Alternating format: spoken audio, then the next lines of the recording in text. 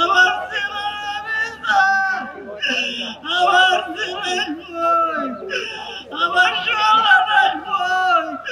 আমি তো একজন দেই না আমার মতন আমি তো কেন দেই না আমার লাশ দেয় তো আমি একটু শান্তি পাইয়া মরবো নাহলে আমি শান্তি পাইবো না বলে সুখ পাইবো না আমার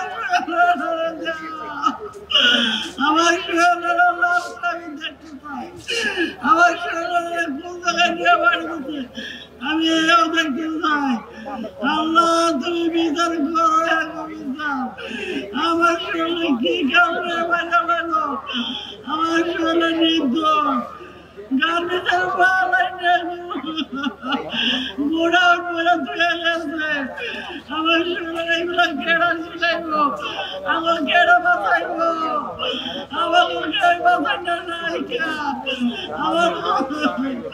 আমার ঘরে রান্না করে খাইবো কেনা আমার গায়ে খাওয়াই না আমার শরীরে আমার ইচ্ছা আমি মরার দিন দেখে যাই আমি মরার আগে দিনে আমার দেখাই দাও তোমরা বাবারা তোমরা যারা যারা আসবো মরার আগে আমার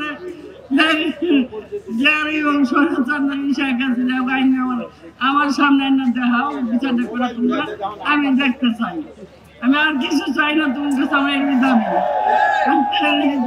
বুক ঝাঁঝরা করে ফেলছে এমন ভাবে মারছে যা বলার ভাষা নাই ছবিতে দেখতে পারতেছেন আর আমার ভাইকে তারপর নাকি ছাত্ররা ঢাকা মেডিকেল নিয়ে গেছে আর আমার ভাইকে তারপরে 5 দিন পর আপনার 23শে জুলাই শাহবাগ থানার মাধ্যমে নিয়ে গেছে আঞ্জুমান নফিদুল ইসলাম আর 24শে জুলাই দাফন করছে রায়ের বাজার বুদ্ধিজীবী কবরস্থানে। কিন্তু এর মধ্যে আমরা সব জায়গায় খুঁজছি, ঢাকার ভেতরে অনেক হসপিটালে খুঁজছি, 3 দিন পর ঢাকা মেডিকেল গেছি কিন্তু আমার ভাইয়ের লাশ আমরা পাই নাই। আমার ভাইয়ের কি ভুল ছিল আর কি বড় ক্ষতি করছিল এটা আমি হাসিনার কাছে জানতে চাই। হাসিনার কি ক্ষতি করছিল? আমার ভাই তো সত্য কথা বলছিল। 18 জুলাই বাসা থেকে বের হওয়ার আগে সকালবেলা 2-3টা ভিডিও করে গেছিল, ওগুলা সোশ্যাল মিডিয়া আপলোড করছিল। এটাই কি তার ভুল ছিল? আর হাসিনা ও তার সন্ত্রাসী দলদেরকে বলতাছি, দেখ হাসিনা দেখ, সোহেল রানা, শহীদ সোহেল রানা বেয়ারিস না, সে ওয়ারিস। হাসিনা তুই দেখ, তুই দেখতে চাচ্ছিলাম আমার ভাই বেয়ারিস না ওয়ারিস। আমার ভাইয়ের কবর চাই, আজও জানি না আমার ভাইয়ের কবর কোনটা। আমার ভাই বেয়ারিস না ওয়ারিস। আমি বাংলাদেশের মানুষদেরকে বলতে চাই, আমার ভাই বেয়ারিস না ওয়ারিস, শহীদ সোহেল রানা বেয়ারিস না ওয়ারিস।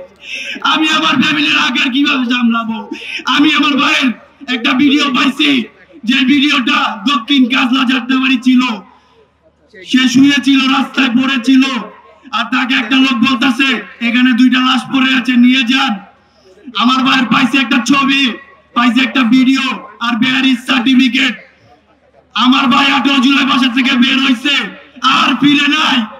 আমার ভাই লাশটাও ফিরে নাই। কি বলবো বলেন? দেখেন, আপনারা দেখেন, হাসিনা রক্ত চোষাকে এই বাংলার মাটিতে নিয়ে আসেন আর ওকে ফাঁসি দেন। আপনাদের কাছে আমার একটাই দাবি, ওর ফাঁসি চাই, আর ওর সাথে যারা যারা ছিল তাদের সবার ফাঁসি চাই।